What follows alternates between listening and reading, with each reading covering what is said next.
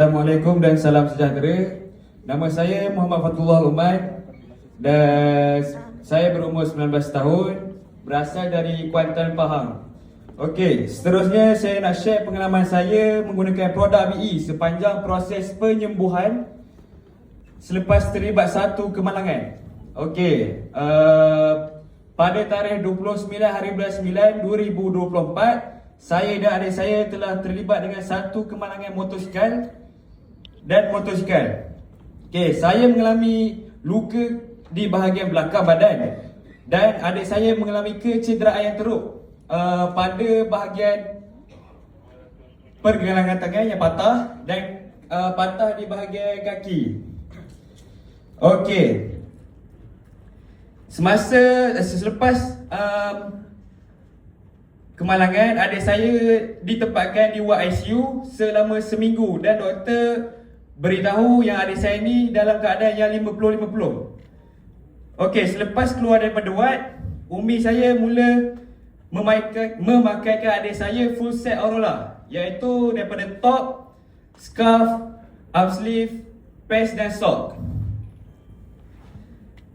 Selain itu, mak saya memberikan bantuan produk bilik Shirutto dan Zenkoso.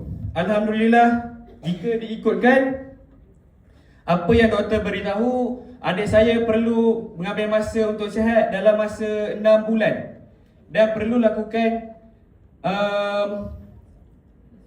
fisioterapi.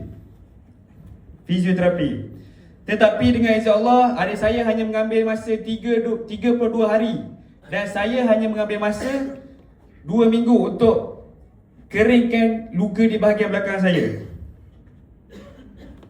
Okey. Kalau kita boleh tengok gambar kat sini, adik saya dalam masa lepas 32 hari, adik saya dapat melakukan aktiviti macam biasa, boleh berlari, bersukan dan lain-lain.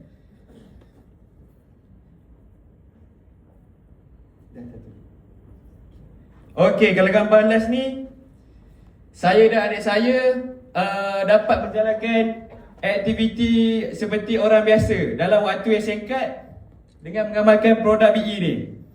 Okey, akhir sekali saya berharap kisah saya dapat membantu ramai orang di luar sana yang mencari ikhtiar untuk sihat. Dan saya juga ingin berterima kasih kepada barisan upline saya, terutama umi saya dan ECA Cik Teh yang banyak membimbing saya. Itu saja.